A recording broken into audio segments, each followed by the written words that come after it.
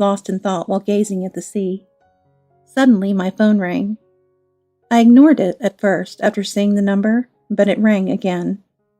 "You're so persistent. Hello?" Sophia, where are you right now?" It's been a long time since I heard my husband's yelling. It almost feels nostalgic. "The Bahamas, but—" "I knew it. Going on vacation alone in the tropics, leaving your husband behind? What trash!" It turns out that my husband's phone had an international calling feature, so when he dialed my number, it played a message saying, "You are making an international call." "Where did you get the money for that? Your retirement money hasn't been deposited into your account yet. What's going on?" Apparently, my husband had been diligently going to the bank every day to update my bank book. However, seeing no change in the balance, he found it suspicious and decided to call. "Listen, I never said anything about giving you my retirement money." "Huh?" "You told me to leave in such an angry manner, so I just followed your instructions. I never mentioned anything about the retirement money."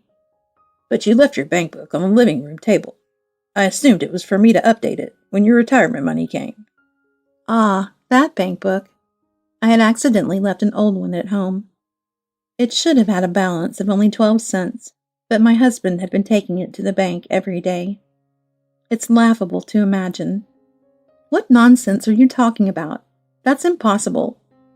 To prevent you from abusing it, I ensured that the retirement money would be transferred to me."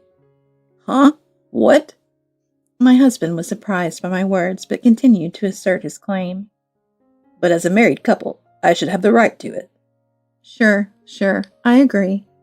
Shall we have one last discussion as a married couple, then?" "Last? What do you mean?" "What is he trying to play dumb about now? Listen, you tried to kick me out and take away my retirement money, just to suit your own convenience. And you think I wouldn't consider a divorce in that situation? Don't underestimate me." When I said that, my husband fell silent. "I'll contact you later about the divorce. Goodbye." As I was about to hang up the phone, "Wait a minute." He sounded desperate. "What now?" "I need you to transfer some money. There's nothing left in my account." "What? You used up all our savings?" When I asked, my husband fell silent again on the other end of the line. It seems my husband, now without me as a stopper, had poured all his money into gambling like water, leaving himself completely broke. It had only been a month since I left. I wondered what kind of life my husband had been living during that time. It was so ridiculous that I couldn't help but laugh. "To spend all that money you had? You must have a talent for it. And I guess I'm good at crisis avoidance, too.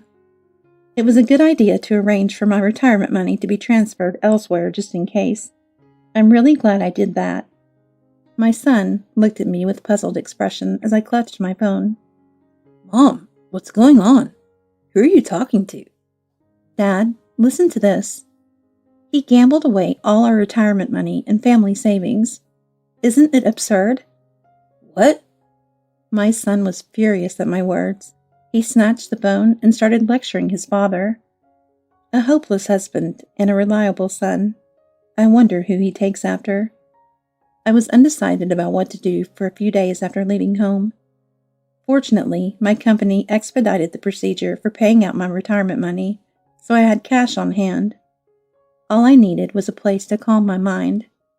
I decided to rely on my son and his wife, who live in the Bahamas, for a while. When I explained the situation to them, they sympathized deeply and graciously agreed to take me in. So I spent some leisure time in the Bahamas with my son and his wife, planning to return to the U.S. after a while. I am so glad that my husband did not get my retirement money. After my son finished his lecture, I dropped the second bomb. "You receive documents from the lawyer soon, regarding the money you love so much?" My husband sounded relieved when I said this. "What? Are you talking about the money you owe me? I'm ready for it." He seemed relieved, as if he had misunderstood something. Since it seemed like he still hadn't grasped the situation, I explained it to him. Certainly, retirement funds are subject to asset division, but think about it carefully. You gambled away the family's money. I'll make sure that portion is deducted properly. Now, will there be any of your share left? I wonder. My husband's life had surpassed its limit. There's hardly anything left now. Sophia, I'm sorry. How could I? I'll change. I'll stop gambling, and I'll cherish money from now on.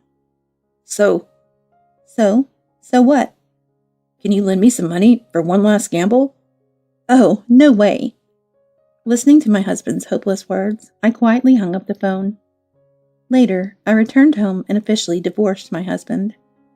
He resisted until the end, but he no longer had any veto power. The misused living expenses were almost offset by the property division to him, leaving him with literally nothing but a drop in the bucket. What am I supposed to do now to live? The clanging voice of my husband echoes emptily. Well, you have a place to live, and you'll receive a pension, right? If it's not enough, then you should work. Work again? Afterward, my husband quickly found a part-time job and started working, but he couldn't quit gambling in the end, and his earnings quickly ran out. It seems he's shut out from borrowing money from friends or relatives. No one will help such a gambling addict. Well, it's his own fault, so I won't sympathize at all. I've left the Bahamas where I spent time with my sons, and found a new place in the U.S. It would have been nice to enjoy a little more vacation, but it's also bad to disturb my son and his wife too much, and besides, the U.S. is where I feel most at ease. However, after 40 years of marriage, my heart felt like it had a hole in it. I have recently been volunteering 3 days a week at a nearby nursing home. At 65 years old, I'm completely like a grandma.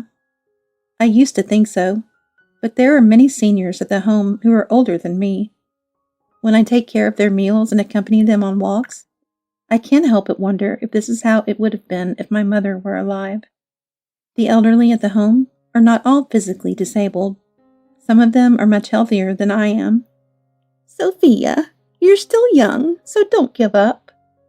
I've been divorced 3 times myself. Grandma Mary, a resident who will turn 80 this year, chuckled and said that. How was it to get divorced 3 times?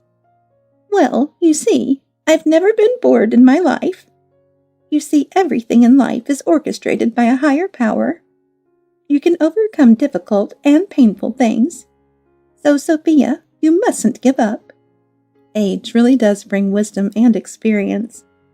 Mary's comforting words touched me deeply, bringing tears to my eyes. It made me think maybe I should try to enjoy life a bit more. Yeah, that's what I thought.